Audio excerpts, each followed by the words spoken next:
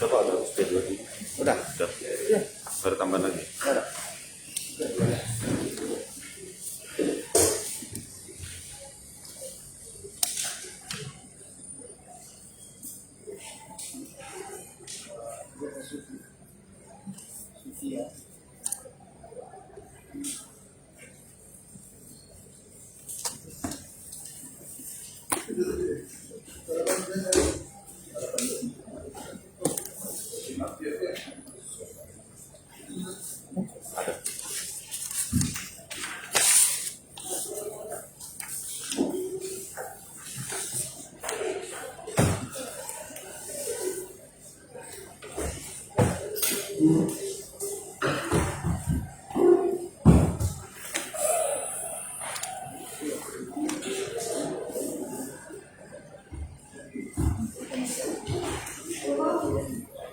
Siap yang mulia, kami ada menghadirkan satu saksi fakta dan satu ahli yang mulia. Diizinkan sekali sumpah atau satu-satu yang mulia? Oke, panggil ahli kita sama saksi. Ya, saksi.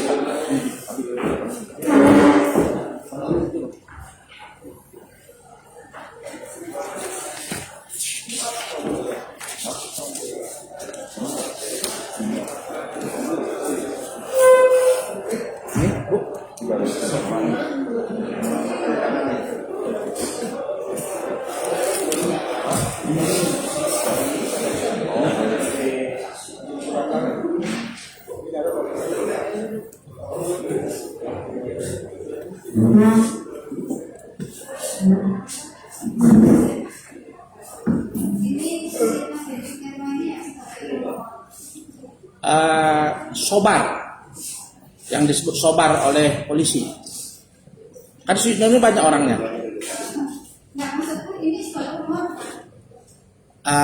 Jadi begitu yang mulia. Kalau termohon katakan pemohon ini kan ada Sobar Mulyadi. Kita dengar keterangan dia sekarang. Sebagai pemohon yang bersangkutan, iya.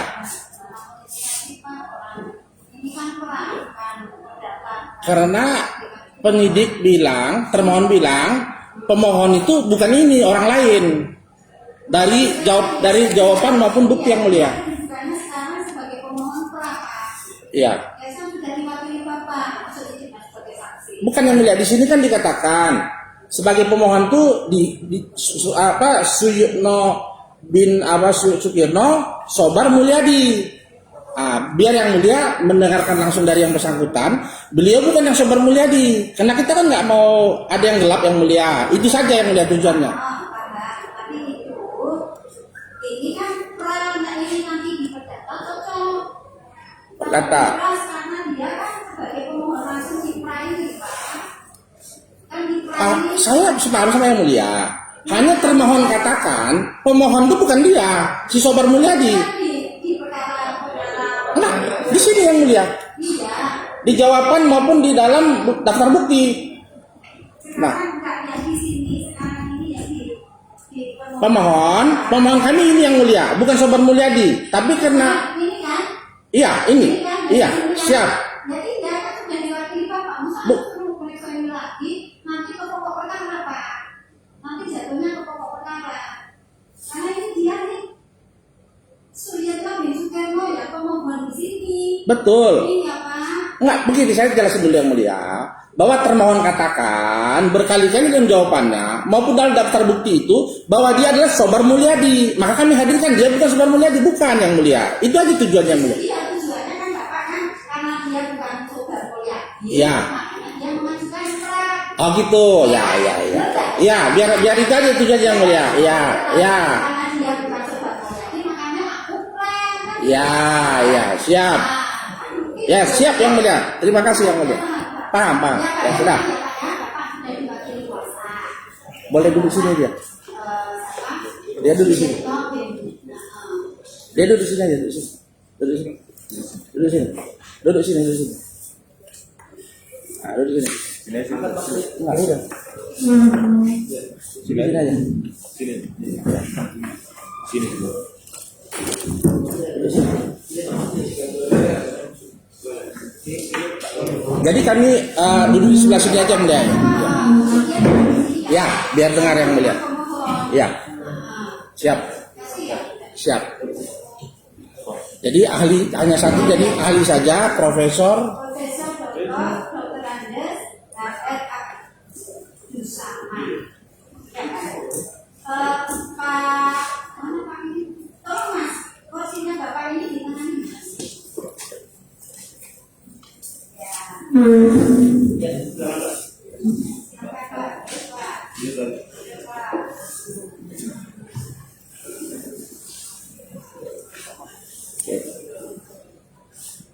Terakhir di Pamekasan 1 Januari 45. Alamat dan juga salam pendapat kepada RT 01 dan 23 Jakarta Selatan. Alamatnya kantor di DP Mampang 152 Jakarta. Agama di sini nggak semua agama Islam ya?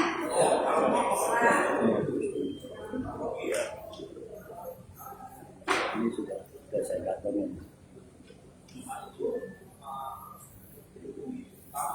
Saudara kenal dengan Suyetno Sugeno? Kenal Pak? Kenal? Ya. Karena jaraknya sudah jauh, kayaknya bisa dilepas ya Pak ya. Maskernya jaraknya sudah jauh, Masker bisa dilepas. Jaraknya sudah jauh, bisa dilepas maskernya ya. Nah, coba dilepasin Pak. Aku kira-kira nanti dikira betah-betah Pak. Hah? masker dibuka. Ya, biar kemudian dengar suara. Sudah jauh. Nah, kayaknya Pak Abdul sampai Pak Abdul Salam ketemu sidang-sidang masih sehat, masih pendengarannya masih bagus ya. Sekarang sudah tambah usia. Sehat kan? Yang sehat. Ya. Kenal tidak dengan Suyitno Sukirno. Suyitno Sugeno? Ya. Dengan Kepolisian Daerah Metro Polda Metro Jaya tahu. Pernah bertugas di situ. Pernah bertugas di situ ya. Tapi ini dalam rangka sudah tidak ada hubungan pekerjaan karena sudah pensiun, sudah jadi guru besar, ya. Baik, tidak keberatan? Siap dengan keberatan. Ya, sebagai ahli harus disumpah. Siap. Ya, yuk. Aku nggak betah-betah ya. Siap yang mulia. Soalnya harus kenceng. Iya. Bismillahirrahmanirrahim. Bismillahirrahmanirrahim. Demi Allah, Demi Allah, saya bersumpah saya bersumpah sebagai ahli sebagai ahli dalam perkara ini dalam perkara ini akan memberikan akan memberikan pendapat-pendapat pendapat-pendapat tentang soal-soal tentang soal yang akan dikemukakan yang akan dikemukakan menurut ilmu pengetahuan saya menurut ilmu pengetahuan saya dengan sebenar-benarnya sebenar-benarnya dan sebaik-baiknya. dan sebaik-baiknya. Ya, silakan duduk. Bro. Ya, ini akan dimintai pendapat karena di sini bukan saksi tapi ahli. Ya, sebagai ahli tentu saja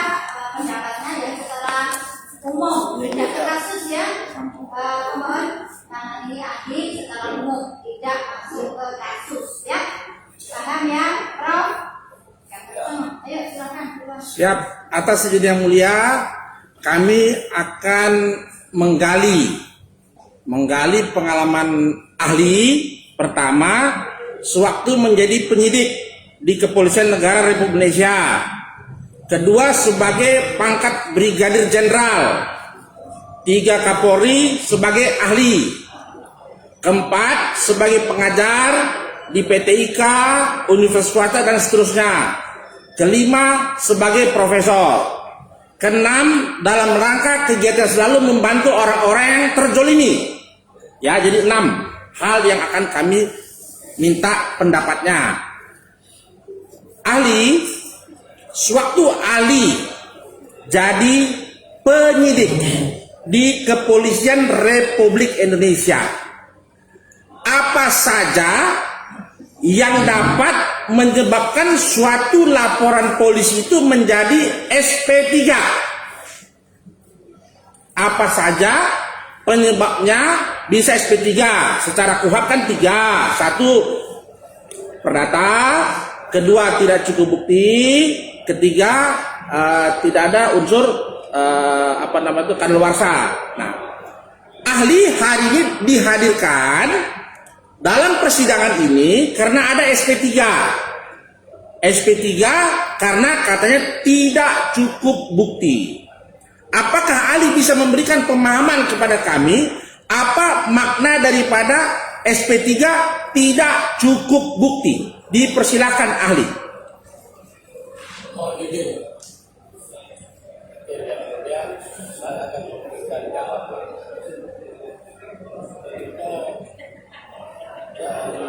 Saya betul mandat politik, tapi tetap berpegang kepada ketentuan hukum, terutama UHAP, termasuk UHAP yang dapat. Begitu saya terima laporan, katanya ya sesuai dengan pasal 102. Tentang HAP. Ya. Sesuai dengan pasal 102 ayat 1, dan penyidik yang mengetahui atau menerima pengaduan wajib segera itu satu dalam kurung, wajib segera mendatangi tempat kejadian. Jadi dengan adanya itu, maka penyidik wajib segera untuk mendatangi tempat kejadian. Di tempat kejadian kita melakukan edukasi, terus bukti-bukti kita sesuai dengan ini. Terus selanjutnya mengumpulkan bukti. Iya, bukti-bukti mengumpulkan semua. Ayat 3, ya itu dari mendatangi tempat kejadian, maka wajib membuat berita acara di tempat kejadian. Jadi bukti-bukti apa yang disita, saksi-saksi apa yang bisa dijadikan saksi. Jadi itu yang disampaikan di dalam berita, dan setelah itu diadakan gelar perkara. Nah, dari bukti dan saksi yang dikumpulkan itu menentukan apakah ini bisa dilakukan perbuatan penyidikan atau dilakukan. Nah, di sinilah turun pasal 102 untuk menghentikan tidak cukup buktinya. Dan tidak bisa, kalau sudah dinaikkan tingkat penyidikan, sudah tidak bisa dihentikan. Dan juga yang terlapor sudah menjadi tersangka sudah dalam tahap penyidikan. Jadi sudah dia ditentukan sebagai tersangka. Dalam surat perintah penyidikan juga, itu juga sudah disebut sebagai tersangka dengan bukti-buktinya. Dan juga dalam PSBDP juga demikian, dengan dasar yaitu laporan polisi sama surat perintah penyidikan dan pidana yang disangkakan sudah ada di dalamnya, juga identitas tersangka. Jadi PSBDP itu cukup jelas. Kalau itu sudah dinaikkan pada tingkat penyidikan, otomatis tidak bisa turun lagi ke tahap penyelidikan. Tingkat penyidikan tidak cukup bukti. Kalau belum, tahap penyelidikan itu masih tahap penyelidikan harus kita dibuktikan sampai menemukan bahwa itu tidak cukup bukti atau cukup bukti sesuai dengan pengertian daripada penyidikan dalam ayat 1 butir 2 bahwa penyidikan itu berupa rangkaian tindakan penyidik mencari dan mengumpulkan bukti-bukti. Dengan bukti itu dibuat terang terjadinya tindak pidana dan menemukan tersangka. Jadi kalau sudah ditemukan, sudah bukti-bukti terkumpul dan tersangkanya sudah ditunjuk sudah. Jadi kalau sudah naikkan ke tingkat penyidikan, tersangka sudah ada bukti sudah terkumpul. Kalau itu dalam tahap penyidikan sudah dihentikan, artinya itu bukan sudah merosot menjadi tahap penyelidikan sudah, bukan tahap penyidikan lagi, masih dalam tahap penyelidikan. Kalau cukup tidak cukup bukti, kecuali itu dihentikan karena dicabut perkaranya atau karena meninggal atau tersangkanya tidak ketangkap, itu bisa ya untuk dihentikan di tahap penyidikan. Saya kira itu. Ya, kami sambung dengan penjelasan dari ahli tadi kaitan dengan pencabutan. Ada suatu perkara, tentu wilayah hukumnya Indonesia, di mana di kepolisian juga, seseorang dikasih kuasa, namanya si Polan. Polan dikasih kuasa. Si Polan dikasih kuasa untuk membuat laporan polisi. Dalam surat kuasa si Polan itu, situ tidak disebutkan ada kekuasaan dia untuk mencabut perkara. Itu satu. Kedua, pada bulan 9 tahun berapa itu kuasanya dicabut oleh si pemberi kuasa. Tapi si Polan nggak tahu dari planet mana mencabut lagi laporan polisinya pada bulan Oktober. Ya, waktu kuasanya dicabut pada bulan September, itu diserahkan langsung oleh si Amir sebagai korban kepada penyidik. Penyidik, kebetulan Haji juga orang tuh. Nih penyidik, saya sudah cabut kuasa daripada si Polan. Itu bulan 9. Bulan 10 entah cerita apa, si Polan mengajukan surat pencabutan laporan polisi. Sehingga polisi pada bulan 10 juga melakukan gelar perkara. Ada 7 peserta gelar perkara itu. Mulai dari Kasubdit, Kanit, Wasdik, dan penyidiknya, 7 orang. Semua mengatakan karena laporan sudah dicabut, maka SP3. Pertanyaan kami, apakah suatu perkara di kepolisian yang seseorang yang sudah dicabut kuasanya masih bisa diterima oleh penyidik terhadap pencabutan laporan polisi? Itu pertanyaan kami dulu, nanti kami lanjut. Mohon Ali jelaskan. Mohon izin Hakim yang mulia untuk menjawab. Berdasarkan hukum dari masih tetap berdasarkan tidak pidana dengan perkara pidana. Kalau tindak pidana tidak bisa dikuasakan, harus korban pelapor yang melaporkan buat laporan polisi. Kalau itu diterima kuasa hukumnya untuk buat laporan polisi, itu salah fatal, sudah bertentangan dengan hukum. Kalau itu masih diterima, apalagi kuasa hukumnya mencabut, sudah salah fatal, sudah bertentangan dengan hukum. Saya katakan itu sesuai dengan hukum. Tidak ada tindak pidana itu yang melakukan dikuasakan keadaan. Jadi harus korban pelapor yang harus membuat laporan, apalagi mencabut dikuasakan lagi tidak bisa, kecuali perdata bisa itu, ya bisa diterima itu. Jadi baik kuasa maupun yang melaporkan itu tidak ada dalam pidana, dalam hukum itu tidak ada diatur. Jadi ketentuannya harus korban pelapor yang membuat laporan polisi, dan juga tidak dibenarkan bertentangan dengan KUHP apabila kuasa itu mencabut laporan polisi. Apalagi kalau sudah kuasa hukumnya sudah dicabut lebih dulu, kemudian ya, terus dia mencabut lagi, otomatis dia sudah melanggar hukum, melanggar hukum. Saya kira itu. Selanjutnya tambahannya ini ekornya ahli. Tadi ahli katakan seorang kuasa hukum mencabut laporan, apalagi kuasa sudah dicabut itu tidak dibenarkan secara hukum.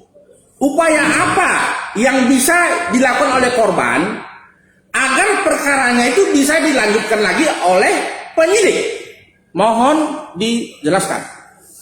Saya kira ya, karena yang pertama itu yang laporan itu kuasa hukum, terus juga yang sudah dicabut kuasa hukumnya tapi juga tetap mencabut.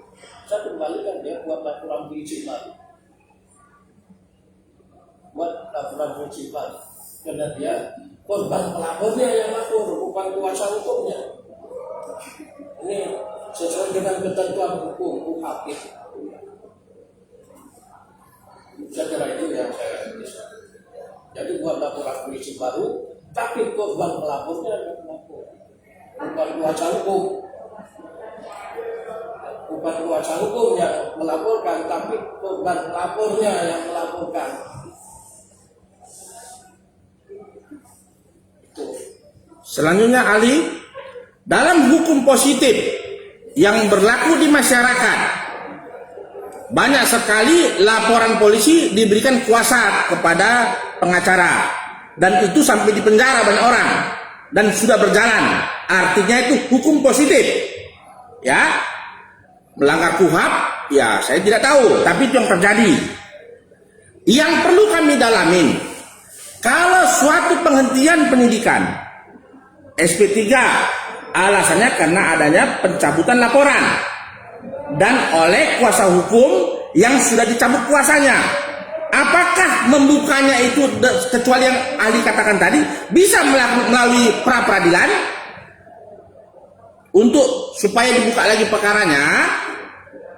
Apakah bisa melalui pra peradilan? Sudah. Ya. Saya jawab yang mulia. Jadi ya maksud karena dihentikan penyidikan dengan dasarnya karena dicabut laporannya. Saya kira kalau itu yang buat laporan itu adalah korban, yang mencabut adalah korban, itu bisa dihentikan. Karena ini yang membuat laporan juga bukan korban, dan juga yang mencabut juga bukan korban, otomatis tidak bisa dihentikan penyidikan. Tidak bisa, harus disidik. Sampai itu kasihan korban pelapor itu. Bagaimana dengan laporan baru yang tadi? Iya, kan ini kan begini. Kalau saya ambil ya, bahwa kuasa hukum yang buat laporan, terus kuasa hukum juga yang mencabut.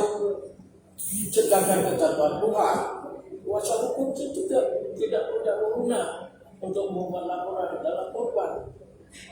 Oleh karena itu, tindakan daripada kuasa hukum dijadikan dasar untuk menghentikan penyidikan itu tidak sah. Tidak sah, karena bukan korban pelapor yang mencabut. Kecuali korban pelapor ini yang mencabut, baru sah dihentikan penyidikan. Ini KUHP yang mengatur, bukan pendapat ahli. Ketentuan hukum yang saya sampaikan di KUHP yang ada. Jadi penghentian penyidikan itu tidak sah apabila yang melaporkan itu kuasa hukum dan yang mencabutnya juga kuasa hukum, apalagi kuasa hukumnya sudah dicabut kuasanya. Itu penghentian penyidikan itu tidak sah. Kecuali yang mencabut, yang buat laporan itu dan yang mencabut itu adalah korban pelapor, penghentian penyidikan itu sah. Kecuali itu. Saya kira itu. Selanjutnya ahli, ada suatu laporan polisi pasal 263 dan pasal 385 KUHP pidana. Ini berkaitan mengenai adanya suatu sertifikat yang dimiliki oleh Amir nomor 7 di Medan. Namanya Amir. Karena Amir kan pasaran. Tiba-tiba ada orang mengaku lagi namanya Amir. Sehingga dia bisa mengambil sertifikat itu jadi milik dia. Dengan nomor berbeda. Kalau tadi nomor 7, jadi nomor 9999, 94 kali. Jadi Amirnya berbeda. Tapi Amir yang berbeda ini, dia pergi ke pengadilan. Merubah namanya dari Amur menjadi Amir. Sehingga sertifikat itu menjadi dikuasai dia nomor 9999. Ternyata tanah itu jadi jalan tol dan wilayah perumahan termahal di Kota Medan. Diambil dari jalan tol ada sekitar 7.000-an meter, yang jadi perumahan 6.000 meter. Jadi yang 93 kali tadi atas nama Amir itu menjadi jalan tol dibayar. Untuk menjadi perumahan, entah gimana caranya, jadi perumahan elit sekarang tanahnya. Pertanyaan kami, karena yang dilaporkan 263 dan 385 yang disita oleh penyidik, kalau pekerjaan sudah selesai, kalau belum diserahin, ternyata yang disita sertifikat nomor 7. Sementara yang 93 kali maupun yang jadi jalan tol maupun yang jadi perumahan itu tidak pernah disita. Pertanyaan kami, apakah penyidikan sudah selesai dengan tidak melakukan penyitaan terhadap sertifikat yang disangkakan dengan 263 dan 385? Mohon ahli menjelaskan. Mohon izin untuk menjawab.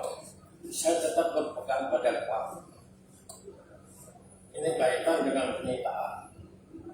Jadi kalau kita bicara soal penyitaan itu ada pasal 38 ayat 1. Misalnya penyidik dapat melakukan penyitaan dengan izin dari ketua pengadilan negara Selatan, kecuali dalam keadaan ayat 2, kecuali dalam keadaan pendesakan hukum tanpa izin boleh. Dalam pasal 39 bahwa yang dapat dikenakan penyitaan ada 5 poin di situ. Ayat 1 itu dalam 5 poin. Di dalamnya itu hanya meminta benda atau bagian tersangka atau terdakwa seluruhnya atau sebagian yang juga diperoleh dari tindak pidana atau hasil tindak pidana itu yang A. Terus yang 2, yaitu benda yang digunakan langsung dalam tindak pidana. Terus 3, benda yang digunakan untuk menghalang-halangi penyidikan tindak pidana. Banyak itu kalau saya lihat. Terus 4 adalah benda khusus dibuat untuk digunakan melakukan tindak pidana. Terus yang 5 adalah benda yang berhubungan langsung dengan tindak pidana. Kalau ayat 2 dapat menyita yang perkara benda-benda yang disita oleh perkara perdata maupun dalam kegiatan. Itu ayat 2-nya. Saya kira itu kalau saya melihat itu. Saya bukan pendapat saya, ketentuan hukum yang menentukan. Di dalamnya tidak ada untuk melakukan permintaan milik korban. Kalau di dalam masih ada melakukan pernyataan milik korban, itu sangat fatal. Ya. Terus izinnya juga izin dari milik korban, sangat fatal. Di dalam nggak dicantumkan di situ. Saya kira itu ya. Saya bukan pendapat saya, ya ketentuan Tuhan. Mengatakan boleh dianggap ke permukaan. Ada nggak wanita milik korban? Ada nggak minta izin kepada ketua pengadilan untuk milik korban? Tidak ada. Kalau itu milik korban, artinya dia tersangka.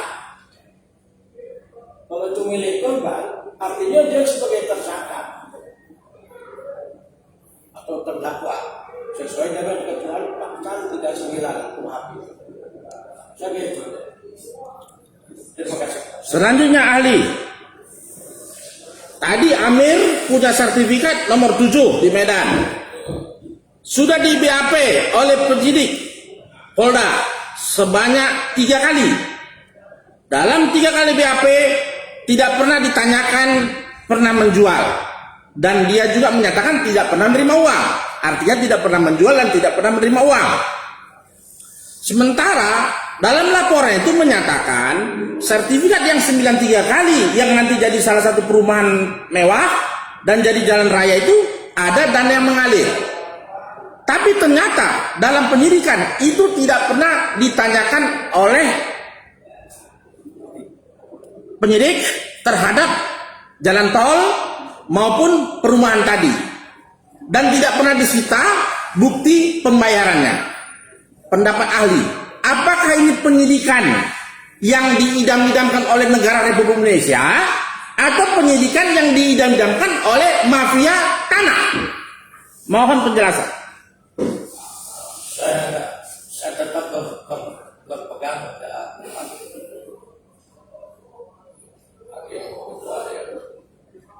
apa yang disampaikan pada saya. Kalau saya tidak, jadi pemilik yang punya sertifikat ahli dan sebagainya, tapi belum pernah menerima dan bergantian sama sekali. Yang sebetulnya ini menjadi kewajiban bagi penyidik untuk melakukan penyitaan siapa yang menerima ganti kerugian tersebut. Itu yang sebetulnya bukan milik sertifikat milik korban yang disita. Jadi yang menerima ganti kerugian daripada milik korban itu yang harus disita semuanya. Karena ternyata katanya bahwa pemilik belum pernah terima sepeser pun dan belum disita oleh penyidik yang seharusnya itu yang disita sesuai dengan pasal 39 yang huruf A sampai E.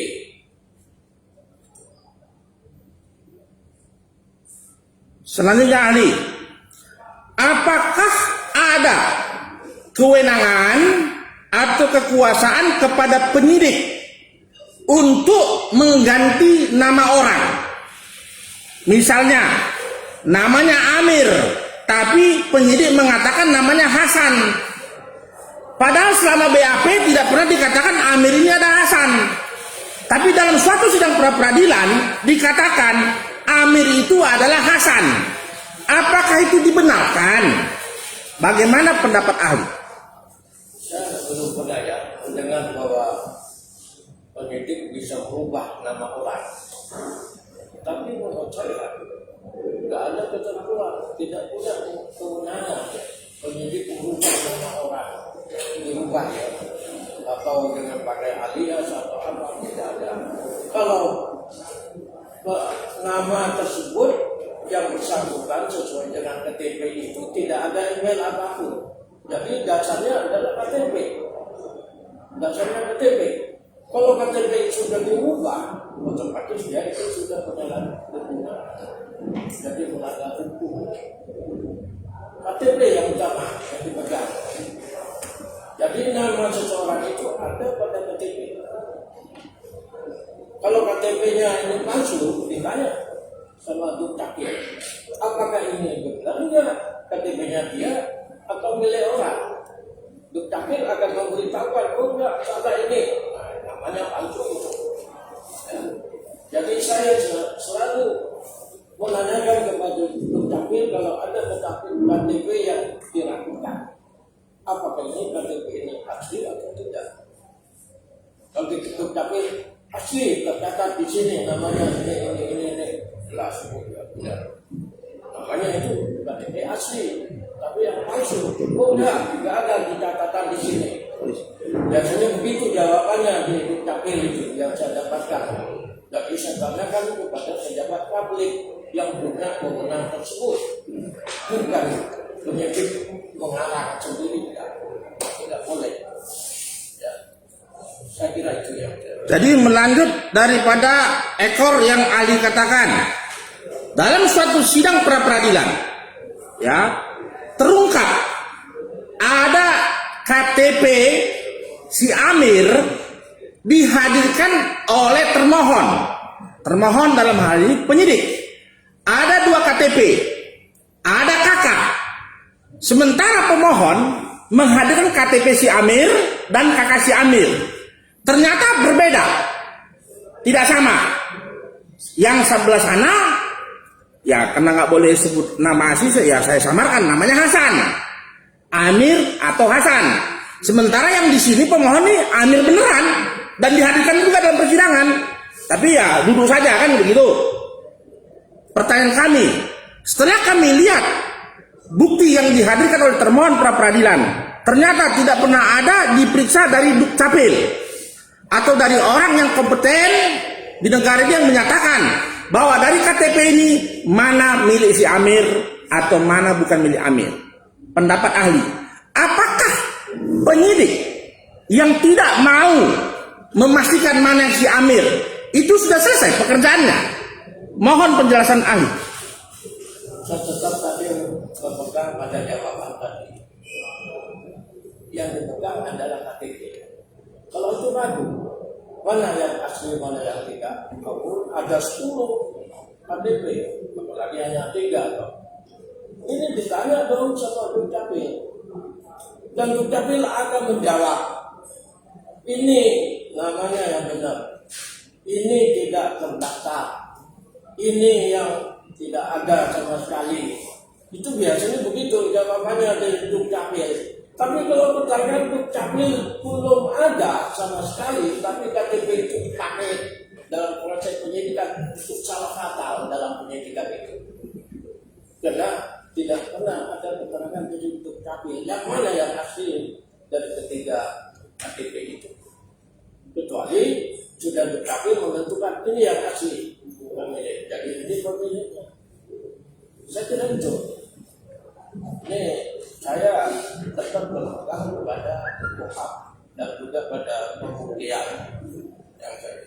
Selanjutnya ahli, 3 lagi yang mulia ya. Jadi 4 jadi langsung. Tadi sampai mana? Jadi begini. Pada tahun 98, Wali Kota Medan, Tolong kurang lagi jelas. pada tahun 1998, Wali Kota Medan memanggil si Amir. Memanggil juga yang Amir mengaku-ngaku. Figurlah namanya kerennya sekarang mafia tanah. Betul saya pegang nih mafia tanah nih lawan Dino Patijala kan gitu. Jadi dipanggil sama wali kota. Rapatlah di semua pejabat semua tahun 98 itu. Wali kota katakan bahwa yang punya sertifikat ini adalah Amir, bukan Amir yang ganti nama. Kedua, kalau mau dibebaskan dari jalan tol, uangnya serahkan di pengadilan. Bahasa kerennya konsinyasi. Ternyata oleh penyidik surat wali kota itu tidak pernah diperiksa. Artinya tentu dipanggil peserta yang hadir dalam rapat tadi, notulen tadi, atau jadi bukti dalam pra peradilan. Ternyata pemohon mengajukan dalam bukti P10 dia nomornya namanya. Di situ notulen itu jelas. Pertanyaan kami, apakah penyidik yang tidak mau menindaklanjutin apa-apa yang menjadi fakta dan sewenang-wenang menghentikan perkara dengan mengatakan tidak cukup bukti, itu dibenarkan oleh Kapolri dan oleh Kitab Undang-Undang Hukum Acara Pidana. Mohon pencerahan. Mohon izin untuk menjawab. Saya kira pejabat publik itu merupakan informasi yang pasti dan benar. Tapi kalau pejabat publik itu tidak pernah dimintakan keterangan sama sekali, itu sudah salah fatal. Dengan sudah jelas, ada rapat, ada reguler, bahwa yang bersangkutan sebagai pemilih untuk menerima ganti rupiah. Tapi ternyata seharusnya penyidik mengambil keterangan daripada pejabat publik wali kota yang memimpin rapat itu. Jadi harus diambil keterangannya dalam ditanya apakah itu sudah diambil atau enggak, saya tidak tahu. Tapi itu harus dan itu penting untuk menyatakan tidak cukup buktinya. Jadi yang dikatakan tidak cukup bukti artinya penyidikannya belum tuntas. Jadi alangkah baiknya kalau penyidikan itu dilanjutkan saja sampai cukup bukti. Karena sudah ditingkatkan menjadi tahap penyidikan. Sudah? Ya, selanjutnya ada lagi. Jadi tadi Amir yang aku Hasan lewat penetapan pengadilan. Ada lagi Amir Husin namanya, tapi bukan Amir Husin namanya. Amir Husin ini membuat suatu akta notaris. Itu menyangkut suatu perumahan mewah di Kota Medan. Ternyata Amir Husin tadi terima uang 5 miliar. Itu yang ditemukan oleh penyidik. Tapi sekarang penyidik mengatakan bahwa Amir Husin itu adalah Amir yang pemohon. Yang tadi waktu BAP tadi katakan di awal 3 kali itu kan tidak pernah terima uang. Sementara Amir Husin yang berdasarkan akta notaris terima 5 miliar katanya, tapi tidak pernah di BAP. Pertanyaan kami, apakah penyidikan seperti itu?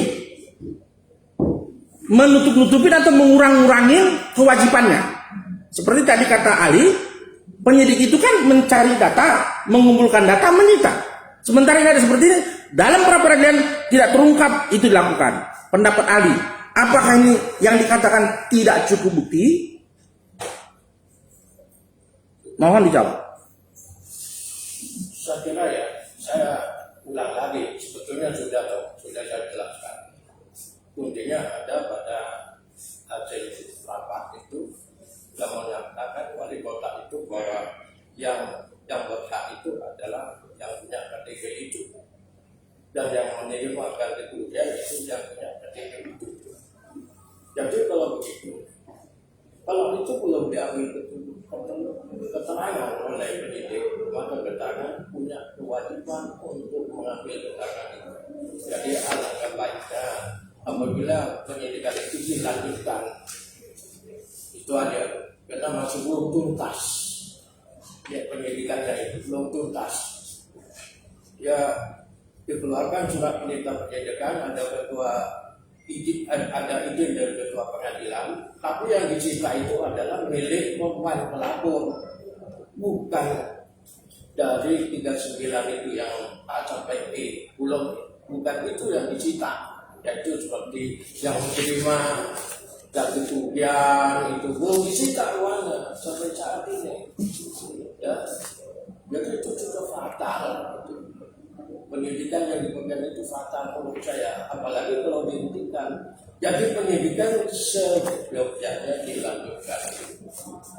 Menurut saya ini sesuai dengan hukum. Iya. Ya. Ya. Penyidikannya belum tuntas. Ya. Dengan adanya surat wali kota yang belum disita. Ya, ya. Apa orang penerimanya belum Ya. diperiksa, yang sakit itu gitu. Ya, ya. Jadi itu saja. Dua terakhir. Ya, yang berlaku di masyarakat, ada juga sudah cabut perkara. Tapi jalan terus itu sampai ujung. Artinya sampai ke pengadilan. Sudah dicabut juga, tapi jalan terus. Itu oleh pemohon pra-peradilan dia bikin jadi bukti. Tapi ditanya kepada ahli, apakah selalu suatu perkara yang dicabut itu otomatis harus dihentikan? Ulang jelas. Ya. Diulang lagi. Ulangan. Ya, saya jadi berbeda nanti cara ngomong, lupa saya tadi. Jadi begini, apakah setiap perkara laporan polisi yang dicabut itu otomatis harus dihentikan perkaranya? Karena banyak kali juga, kebetulan kami juga ada nanganin, sudah dicabut juga lanjut ke pengadilan. Tidak dihentikan seperti perkara yang kenapa ahli kami hadirkan. Ini dicabut langsung henti. Ada perkara udah dicabut jalan terus. Nah, pertanyaan kami, apakah semua perkara yang dicabut itu sudah harus dihentikan? Sudah. Mohon ahli memberikan pencerahan. Terima kasih. Saya jawab. Perkara yang dicabut, yang dihentikan itu, apabila itu berkaitan dengan kelas delik. Tapi perkara yang dihentikan itu, apabila itu kriminal murni, tidak Berkaitan dengan apa? ya, kalau perkara yang dicabut, yang dihentikan, itu kaitan dengan perkara delik pengaduan, baik relatif maupun absolut. Sedangkan perkara yang dicabut tapi dilanjutkan, tidak dihentikan, itu benar kriminal murni, jadi tidak bisa dicabut, harus lanjut. Itu ini bedanya ya. Ini kalau kriminal murni tidak bisa dicabut, itu ketentuan. Tidak. Nah, tadi kan saya bilang satu terakhir kena bahasa ini, jadi tadi IDB-nya ya. Apakah 263 dan 385 KUHP itu kriminal murni atau delik aduan? Sudah. Ya, mohon dijawab. Saya kira itu bukan delik aduan dan juga kriminal murni. Ya kalau kriminal, tapi walaupun itu bukan kriminal murni, karena yang punya, Pemalsuan. kalau itu yang ditemukan. Pemalsuan Ya. sama penyerobotan itu delik aduan atau bukan? Iya, itu termasuk yang delik relatif. Ya, pengaduan delik Kriminal umum. relatif, bukan yang absolut, bukan. Jadi harus Aduan relatif. Iya, Delik aduan, tapi yang delik aduan relatif. iya, betul. Saya kira itu. Terakhir ahli, ini si Amir pernah di BAP 3 kali. Karena saya pengacara, saya tanya, Mir, 3 kali atau 4 kali? Dia bilang 3 kali, tapi ternyata di peradilan 4 kali. Nah, apa boleh yang mulia? Kami lihat BAP-nya, yang BAP. Karena pengakuan dia hanya 3 kali di BAP. Oleh termohon ini dihadirkan nomor Ya, intinya bahwa 31. bilangnya 3 kali, tapi ternyata pemeriksaannya lebih dari 3 kali. Ya. Itu gimana? Ya? Jadi nggak boleh lihat kan, tapi kami mau bilang. Setelah kami tanya, dia bilang tadi mungkin, tapi yang nomor 4-nya nggak pernah saya ditanya. Kok sekarang ada katanya di dalam BAP yang keempat yang dilakukan setelah gelar perkara. Jadi gelar perkara 25 Oktober, 31 Oktober di BAP, tapi ada dia bilang ini tidak pernah ditanya, yang nomor 4 kok bisa ada? Pendapat ahli. Apakah setelah gelar perkara dinyatakan SP3 itu masih dilakukan juga BAP atau masih dijalankan juga perkaranya? Mohon pencerahan. Setelah gelar perkara dikatakannya SP3, tapi pemohon dipanggil di BAP lagi, tapi dia nggak ingat. Setelah saya tanya baru dia ingat. Dia bilang saya nggak pernah ditanya mengenai setuju atau tidak setuju mengenai pencabutan. Kok sekarang ada katanya. Nah mungkin dia lupa atau bagaimana. Nah itu bagaimana menurut ahli keadaan tersebut? Saya bisa jawab. Tadi kalau tidak salah ya, saya masih belakang. Pak korban pelapor sudah diambil berita darah 3 kali, Ya. diambil keterangan 3 kali. Tapi katanya ada 4. Ya. Sekarang yang keempat itu diakui nggak sama korban pelapor atau? Ah, itu korban bilang dia tidak ingat. Malah dia bilang saya tidak pernah memberikan statement bahwa saya setuju laporan saya dicabut. Tapi itu yang tertulis. Sekarang apakah berita acara yang dapat ditandatangan oleh korban? Menurut korban, karena kan saya waktu itu lihat berita, saya cerita, ya tanda tangannya mirip. Tanda tangan dia mirip. Karena tidak lihat asli ya saya tidak tahu. Itu keadaannya. Mohon pendapat. Saya kira yang sah itu adalah berita acara yang 3 yang keempat. Saya kira tidak perlu dipakai lagi sebagai bukti. Ya. Jadi yang sah itu adalah berita acara 3 ini. Yang keempat itu tidak bisa dijadikan bukti karena dilakukan sebagai bukti. Saya kira itu yang saya sampaikan. Saya kira itu. Kalau ternyata Ya. lupa itu kan ada 2, tanda tangan atau tidak. Ya. Nah kalau tidak, jadi punya itu. Nah kalau ternyata Ya. tanda tangan, Kan berita acara yang buat penyidik. kan kita nggak bisa menyatakan itu asli atau palsu sebelum dibuktikan kan. Harus ada pembuktian di tanda tangan itu asli atau palsu pakai alat print. Ya.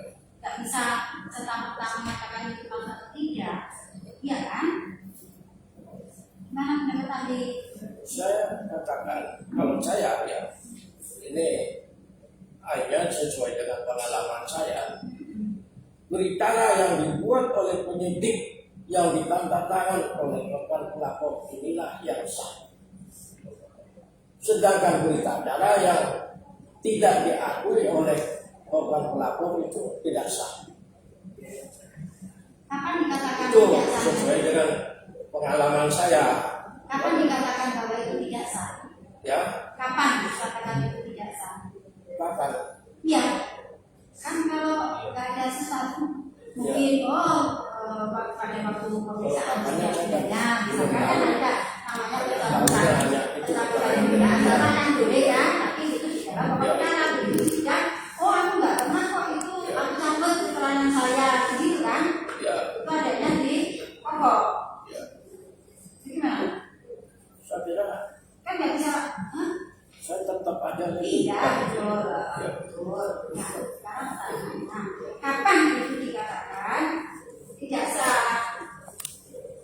ya kapan hanya saya karena hanya memberikan pendapat saja. Oke. Jadi kapannya mengenal dari pendapatnya itu sudah ada yang menetapkan.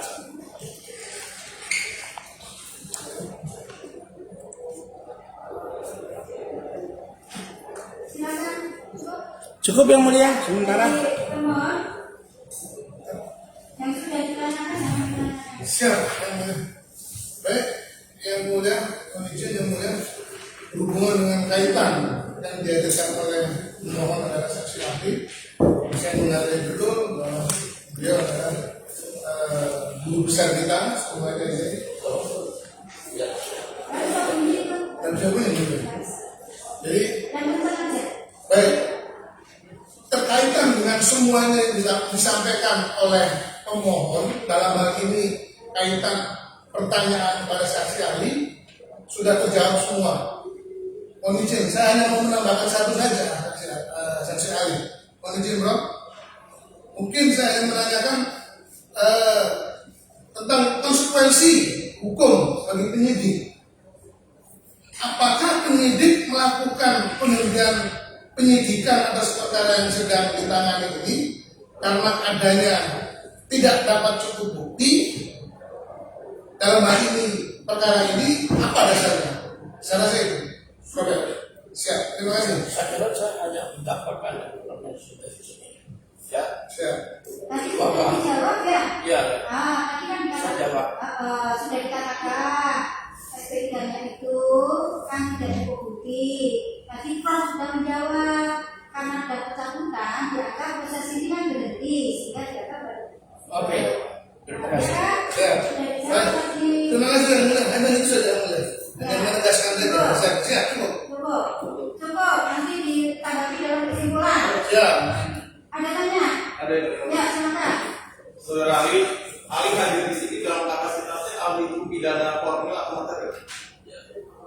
Ahli dihadirkan sebagai ahli pidana formil atau material. Ya, hadir di depan sidang ini.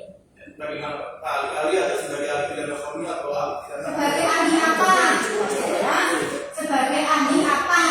oh sebagai ahli. Ah. Saya kira saya dalam CV saya banyak. Ya, saya sebagai ahli pidana juga sebagai perdata juga, karena saya seorang guru besar. Jadi menguasai semua ilmu. Menguasai semua ilmu. Sekarang mau dihadirkan dalam pidana, oke, perdata saya siap. Jadi semua juga dalam betul juga bisa dalam sidang Dewan Penyelenggaraan Pemilu juga bisa, ke MK juga bisa, karena diambil saya semuanya di situ. Di dalam ini semuanya.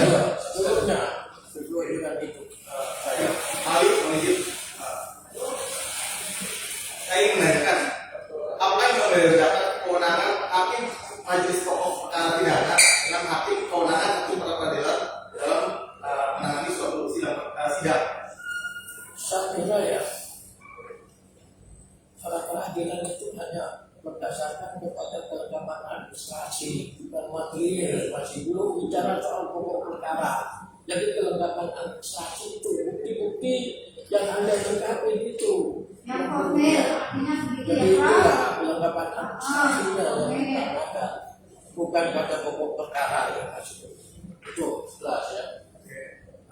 Ahli menunjuk. Sudah. Bagaimana kekuatan suatu akta yang dibuat di depan notaris? Bagaimana kekuatan suatu akta yang dibuat di yang hadapan dibuat di hadapan notaris?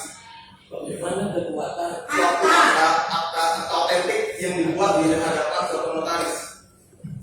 kalau kekuatan daripada akta otentik harus minta keterangan pada pejabat publik yang mengeluarkan akta otentik itu. Saya belum tahu kalau saya mungkin ini akta otentik bisa palsu, bisa asli. Tapi kalau pejabat publik memberi keterangan bahwa ini asli, baru kita percaya. Dalam hal perikatannya di dalam akta itu, kita sebagai penyidik sudah menanyakan kepada notaris tersebut bahwa akta itu ternyata asli. Bagaimana menurut pendapat Anda? Saya kira ya jelas ya, tidak ada peringatan.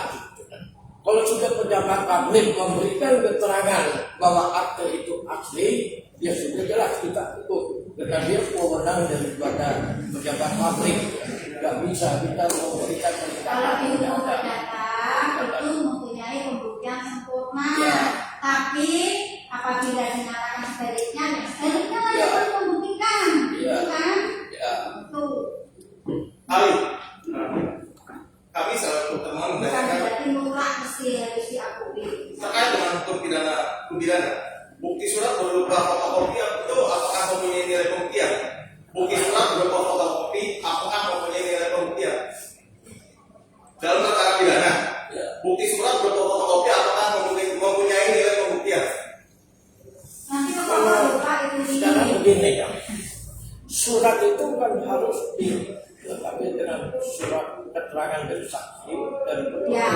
Kalau itu dikuatkan sesudah dengan ini pasal 185 ya, hak itu harus dikuatkan, otomatis itu mempunyai kekuatan. Ya, tergantung gitu ya. Bukti. Kalau didukung dengan alat bukti Jadi kalau lain, surat ada oh. masih belum Kalau harus satu didukung bisa, tapi kalau keterangan didukung saksi dengan alat bukti lain, karena nanti ini ya bisa dipertimbangkan. jelas ya. Semua orang yang membuktikan ya. Sebab Jadi ada pasal 185 ayat 6 itu hak, itu ada di situ. Nanti baca aja di situ. Ali dalam hal ini membidang beberapa bidang ya.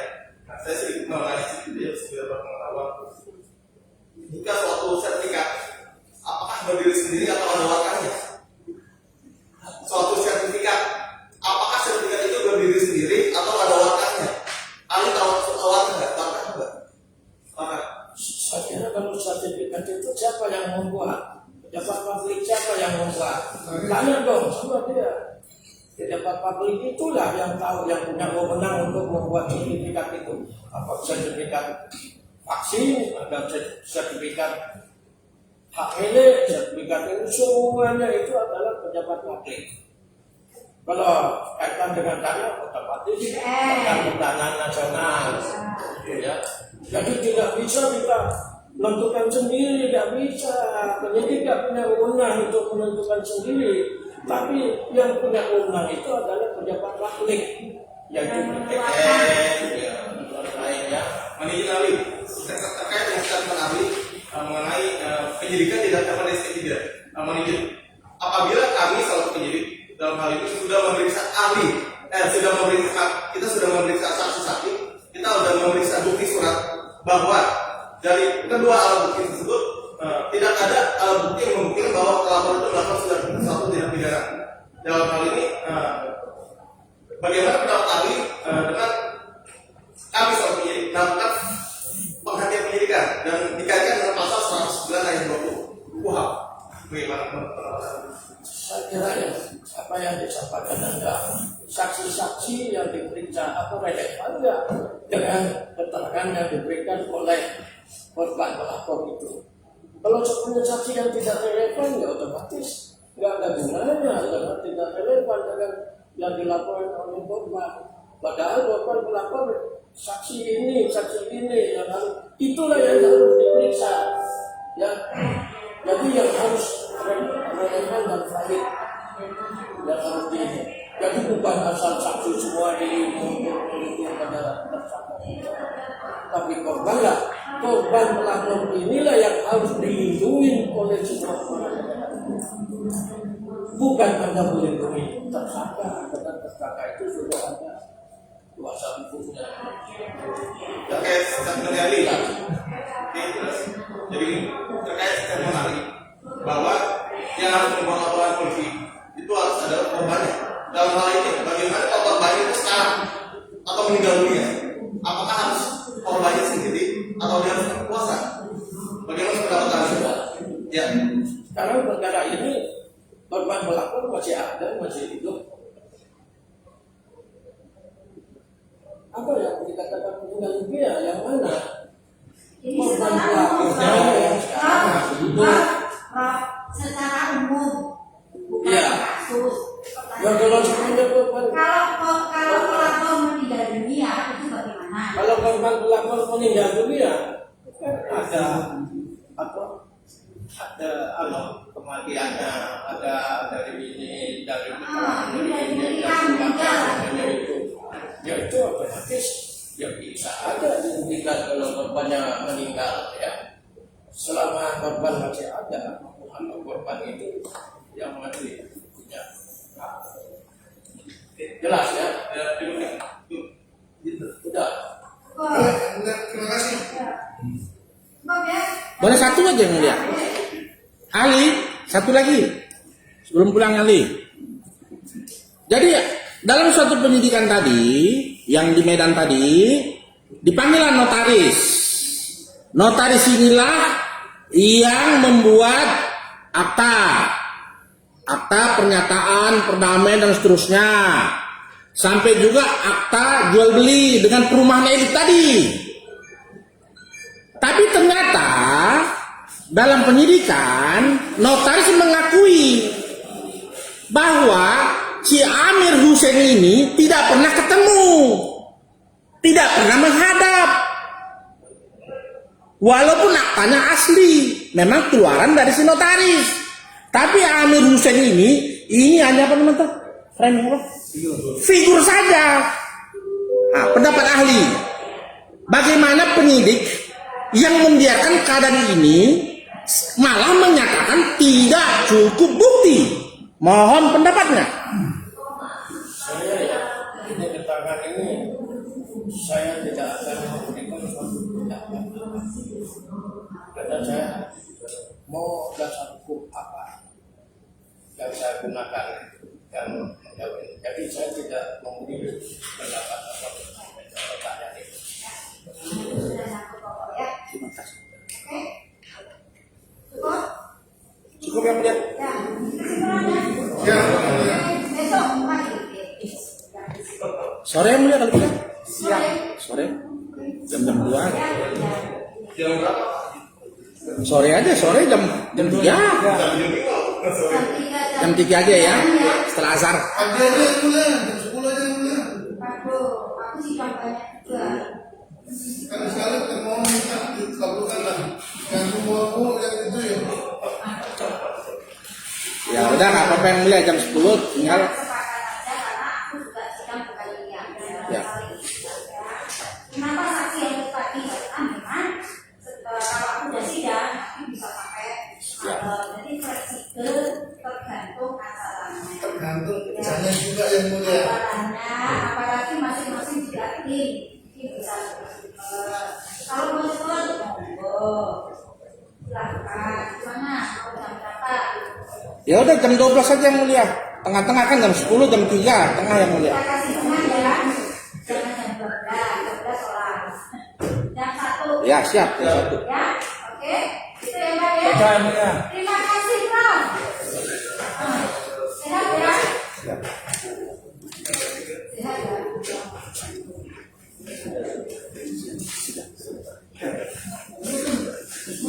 Ya, tunggu.